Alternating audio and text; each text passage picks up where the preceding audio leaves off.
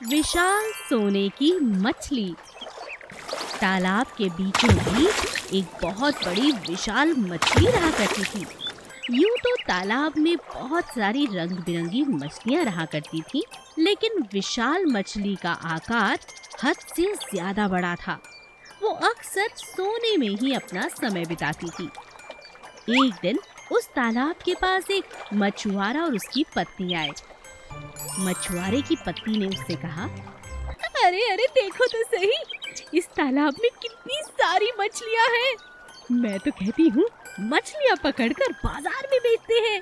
बोलो कैसा रहेगा? हाँ, ये तो बहुत अच्छा उपाय है। चलो शुरू हो जाओ। दोनों पति पत्नी मिलकर अब हर रोज वहाँ से हजारों मछलियां लेकर जाते और बाजार में बेचते थे। धीरे धीरे उस छोटे से तालाब की मछलियां खत्म होती जा रही थीं। विशाल मछली को इस बात की बिल्कुल खबर नहीं थी, लेकिन बाकी मछलियों को इस बात की बहुत चिंता थी। तो सभी मछलियों ने योजना बनाकर बड़ी मछली के पास जाने का फैसला किया। उठो, उठो बड़ी मछली उठो, मुसीबत की घड़ी आ गई है। ये तालाब बहुत जल्द बिना मछलियों के हो जाएगा और यहाँ तुम अकेली रह जाओगी। अरे उठो ना। सभी मछलियों के उठाने पर विशाल मछली जाग जाती है। क्यों परेशान कर रही हो? बात क्या है और इतना शोर कैसा? अरे अरे, एक मछुआरे और उसका पति, एक दिन उन दोनों की नजर हमारे तालाब पर क्या गई, वो लोग हर रोज हजारों मछलियां हमारे तालाब से ले जाते हैं। क्या कहा? हाँ, और देखो तो सही आसपास कोई सहेली नहीं बची तुम्हारी। सबकी सब वो ले गए और बहुत जल्द हमारा नंबर भी आ जाएगा।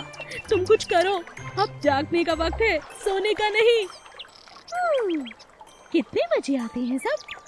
बस आते ही होंगे, तो चलो मेरे साथ। विशाल मछली देखने में इतनी विशाल थी कि उसे देखकर हर कोई यूं ही डर जाता था। विशाल मछली ने मछुआरा और उसके पति के आते ही तालाब से बाहर छलांग लगा दी। यह देखकर दोनों पति पत्नी डर के मारे वहां से भाग गए।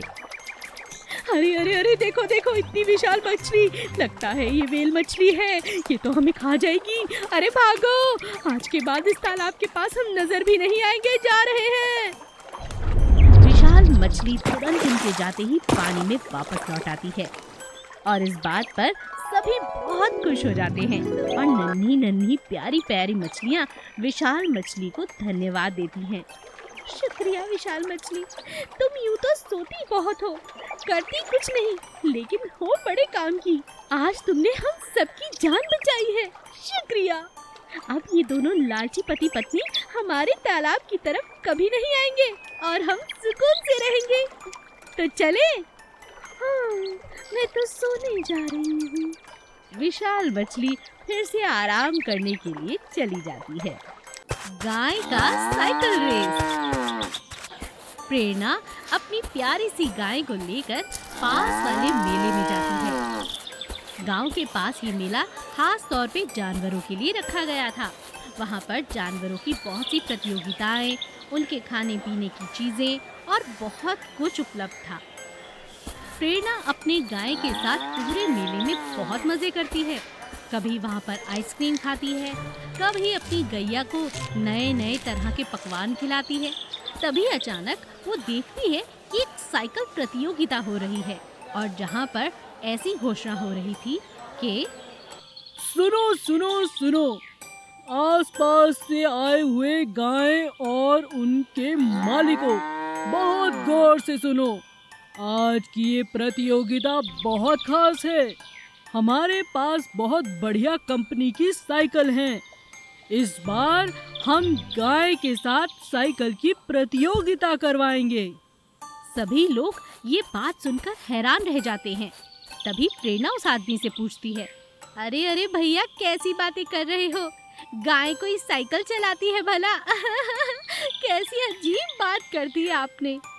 अरे अरे अरे, शांत हो जाओ प्रेरणा, ध्यान से सुनो मेरी बात। ये जितनी साइकिल हैं, गाय को अपने मुंह में रखकर वहाँ जो रस्सी बंधी है, एक कोस दूर तक भाग कर जाना होगा। जो गैया के मुंह में साइकिल रह गई तो वो साइकिल तुम्हें मिल सकती है। अरे सच? अरे अरे गैया, ये प्रतियोगिता तुम जीत जाओ। स्कूल जाने में तो मुझे बड़ी तकलीफ होती है चलने पर। कभी कभी बरसात भी हो जाती है। अगर साइकिल होगी तो समय पर स्कूल पहुंच जाऊंगी झट से। प्रेरणा बहुत खुश होती है। प्रतियोगिता में और भी गायें थीं जो बहुत हट्टी कट्टी और तंदुरुस्त दिख रही थी। प्रेरणा थोड़ी सी घबराती है, मगर वो अपनी गैया के कान में कहती है, सुन मेरी गैया, अगर हार भी गई तो कोई बात नहीं, परेशान मत होना। साथ वाली गाय को देखकर तो मुझे घबराहट ही हो रही है। तुम तो उसके आगे कुछ भी नहीं, इतनी हट्टी कट्टी है वो। प्रेरणा की गैया बहुत समझदार थी। वो चुपचाप मुस्कुराती है और प्रतियोगिता में भाग लेने के लिए बहुत उत्सुकता से आगे बढ़ जाती है।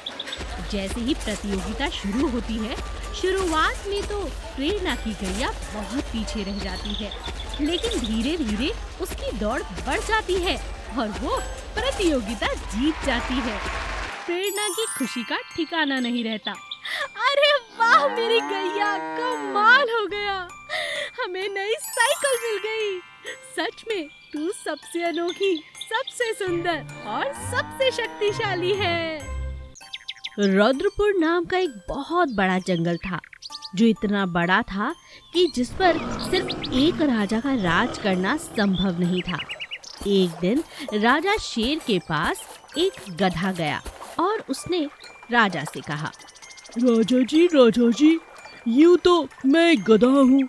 मेरी समझ में ये नहीं आता कि मैं अपनी बात रखूं कि नहीं, क्योंकि सबको लगता है कि मैं मूर्ख हूँ। राजा शेर गधे से कहता है, ऐसा बिल्कुल नहीं है। बताओ, अगर तुम्हारे मन में कोई बात है तो तुम मुझसे कह सकते हो। मैं तुम्हारी बुद्धि की हमेशा दाद देता हूँ। गधा शेर से कहता है, राजा जी, मैंने देखा है कि हमारा जंगल बहुत बड़ा है। आप अकेले उस पे राज्य करके थक जाते हैं, सबका ख्याल नहीं रख पाते, सबकी समस्याओं का हल नहीं निकाल पाते। क्यों ना आप अपने छोटे भाई को आधे हिस्से की जिम्मेदारी दे दें, इससे सभी की समस्याओं का हल हो जाएगा। ये तो तुमने बहुत अच्छी बात बताई है। कौन कहता है कि तुम मूर्ख हो? तुम बहुत समझदार हो। गधे की बात मानकर राजा शेर आधे जंगल की जिम्मेदारी अपने छोटे भाई को दे देता है, जिसका नाम था जग्गू। लेकिन जग्गू बहुत गुस्सैल था। उसने पूरे जंगल में आतंक मचा दिया और अपने आधे हिस्से में तो लोगों को मार मार कर खाने लगा। जंगल के सभी जानवर बहुत परेशान हो चुके थे। वे अपनी समस्याएं लेकर किसके पास जाते, क्योंकि राजा ही उनके लिए बहुत बड़ी समस्या बन चुका था। अरे ये तो मेरे भाई ने बहुत बड़ी समझदारी का काम किया, जो मुझे आधा जंगल दे दिया। अभी तो आधा मिला है, फिर तो पूरा मेरा ही है। अपने भाई को मारना मेरे बाएं हाथ का काम है। आज रात इसका काम भी तमाम कर देता हूँ। जब जग्गू शेर ये बातें कर रहा था, तभी एक बंदर ने ये बातें सुन ली और जाकर अपने राजा को बताई। राजा को बहुत गुस्सा आया। सुनो बंदर, अगर ये बात झूठ निकली तो तुम्हारी खैर नहीं। मैं सच कह रहा हूँ महाराज, आप चलकर खुद देख लीजिए। वो एक बहुत तेज हथियार बना रहा है आपको मारने के लिए। राजा शेर बंदर की बात मानते हैं और गधे को अपने साथ लेकर जग्गू शेर के यहाँ पहुँच जाते हैं। वो देखते हैं कि सच में जग्गू शेर एक बहुत धारदार हथियार बना रहा है और खुद से ही बातें कर रहा है। आज तो भाई तेरा हथियार तैयार है। आज तो मेरे भाई को मारने से कोई नहीं रोक सकता। लेकिन जैसे ही जग्गू शेर अपने सामने अपने भाई को पाता है तो डर जाता है और घबराहट में उन पर हमला कर देता है। दोनों शेर आपस में बहुत लड़ते हैं, लेकिन अंत में जग्गू शेर को राजा शेर घायल कर देता है और उसे अपने जंगल से बाहर कर देता है। गधे को लगता है कि शायद ये गलती उसी की है। महाराज, मैं भी जंगल छोड़कर जा रहा हूँ, तुम क्यों जाओगे? ये उपाय मैंने ही तो दिया था। अरे मूर्ख, उपाय तो सही था, लेकिन जिसका नाम लिया गया वो जानवर सही नहीं था। तुम जंगल में ही रहोगे, कहीं नहीं जाओगे, चलो मेरे साथ। और इस तरह राजा शेर और उसकी प्रजा खुशी खुशी जंगल में रहने लगते हैं।